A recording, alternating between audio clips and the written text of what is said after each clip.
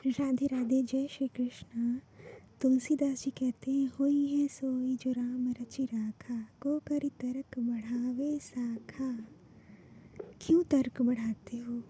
जो होना है वही होगा। जो राम जी ने रचा है आपके भाग्य में वही होगा। संसारियों के लिए है ये, कि संसार में मनुष्य अपना कर्म कर रहा है और बहुत व्यथित है, कुंठित है कि उसने ये कार्य किया तो नहीं हो रहा, या उसने किया तो हो गया। कभी हर्षित हो रहा है, कभी क्रोधित हो रहा है, कभी दुखी हो रहा है। तो ये सभी जो व्यथाएं हैं उसी के पास हैं जो हरि नाम से विमुख हैं। प्रभु के नाम से विमुख होने के कारण सभी दुखी हैं। इसलिए सभी को प्रभु का नाम जपना चाहिए। और दूसरी पंक्तियों में ये कहा कि माता पार्वती जो पूर्व जन्म में सती थी वो चली गई कहाँ? परीक्षा लेने कि प्रभु श्री राम भगवान है, ब्रह्म है। वो चली गई रामेश्वरम, जो राम के इष्ट हैं, वहाँ चली गई परीक्षा लेने। प्रभु तो पहचान गए, श्री राम तो पहचान गए और इस भविष्य के कारण ही उन्होंने कहा और वो अपने हरि नाम में लीन हो गए। परंतु जब भक्ति कर रहा है मनुष्य तो वो निश्चिंत है, उसको कोई भी समस्या नहीं है, सब कुछ उसके पास है क्योंकि प्रभु उसके पास हैं। प्रभु नाम का धन, परम धन जो इस कलयुग में तारेगा वो है उसके पास। तो ये सारी बातें तो जब पढ़ रही थी तभी समझ में आ गई कि जो होना है वो ही होगा, वही कर रहे हो। तुम क्या चाहते हो ये बताओ, ये करना है मुझे, जो तुम्हें करना है वही करना है।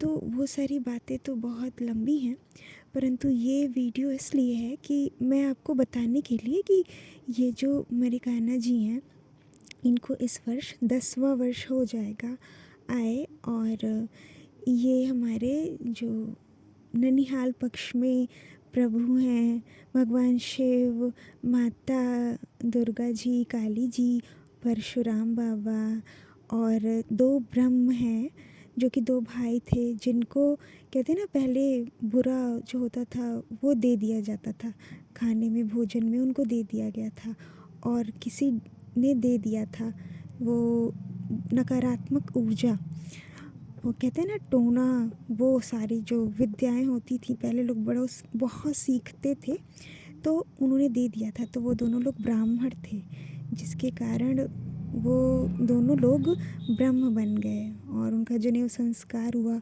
तो आज भी वहाँ लोग जाते हैं कि किसी को कष्ट है तो वहाँ से वो बाहर नहीं निकल सकता जब तक वो उसको छोड़ नहीं देता, जो बुरी आत्मा है वो छोड़ नहीं देती तब तक, क्योंकि वे भटकते रहते हैं। क्योंकि ये भटकने वाली योनि ही है।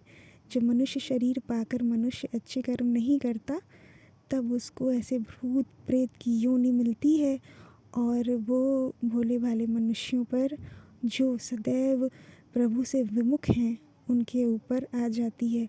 और उसमें भी जो अच्छे हैं वो भी प्रभु के पास आते हैं कि मुक्ति मिल जाए। तो ये वीडियो मैं इसलिए बना रही थी कि आपको दिखाऊंगी, बताऊंगी कि ये हमारे भगवान श्री राम भी हैं और हमारे करुआ बिहारी भी हैं। वो कैसे?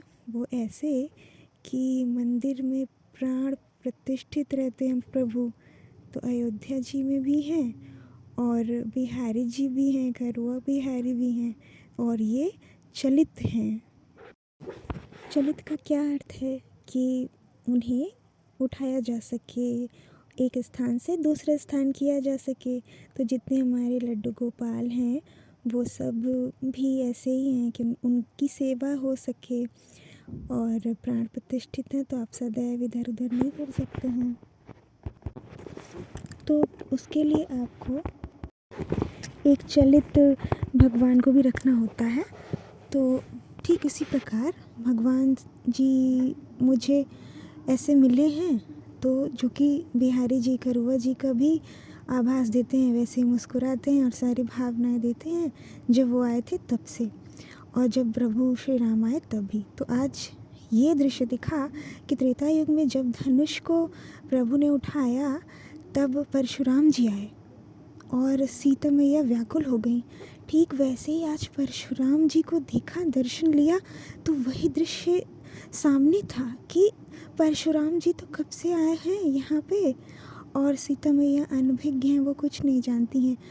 मैं जयकारे भरती थी उनके, परंतु कभी ऐसा नहीं हुआ जो आज अनुभव हुआ, वही दृश्य कि अरे वो आए हैं, अब क्या होगा। तो वो त्रेता युग के दर्शन से बिल्कुल कांप गई हूँ मैं, और आनंद भी आ रहा है कि प्रभु ऐसे आए और परशुराम जी पहले से आए और नारद जी जैसे सद्गुरु हैं मेरे। तो ये सब जो लीला है साक्षात वो आप दर्शन पा रहे हैं। और यही कान्हा जी के दाईं ओर ही सिंदूर गिरा था, वो माता जी से, माता काली जी, और उस चित्रपट में जो आप देख रहे हैं वही ये दर्शन है। ठीक,